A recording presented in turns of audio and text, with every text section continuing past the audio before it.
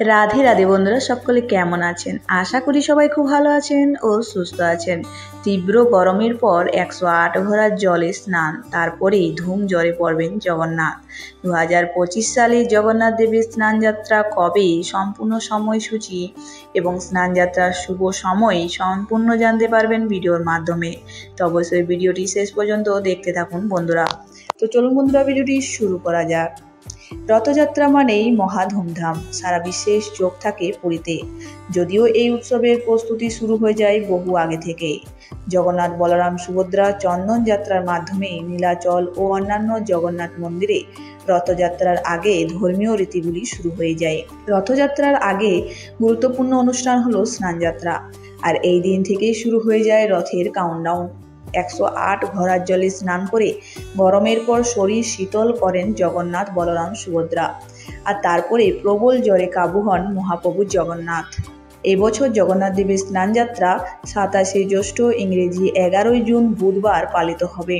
এই দিন জগন্নাথ, বলরাম ও সুভদ্রা 3 ভাই বোনেরই সাড়ম্বরে স্নানযাত্রা হবে।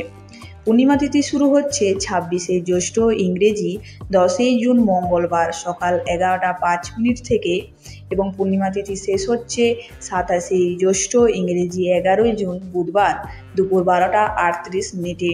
যেহেতু 11 জুন বুধবার সূর্যোদয় পাওয়া যাচ্ছে, তাই স্নানযাত্রা পালন হবে 11 জুন বুধবার।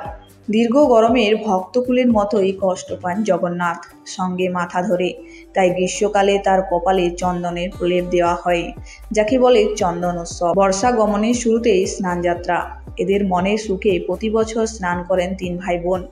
আর এত স্নান করলে শরীর খারাপ তো হবেই।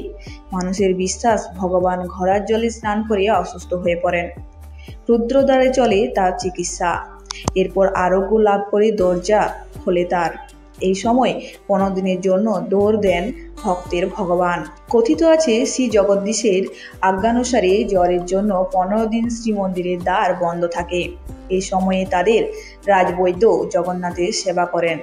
পুরোটাই চলে গোপনে।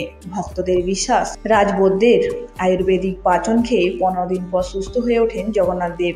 সুস্থ হয়ে উঠেই জগন্নাথ, বলরাম ও সুভদ্রা মাসির বাড়ি যাওয়ার তোড়জোড় করেন। রাজবেশে সজ্জিত হয়ে মহা সমারোহে রথে চেপে তাদের মাসির বাড়ি যান। তাই স্নানযাত্রার সঙ্গে জুড়ে রয়েছে রথযাত্রা।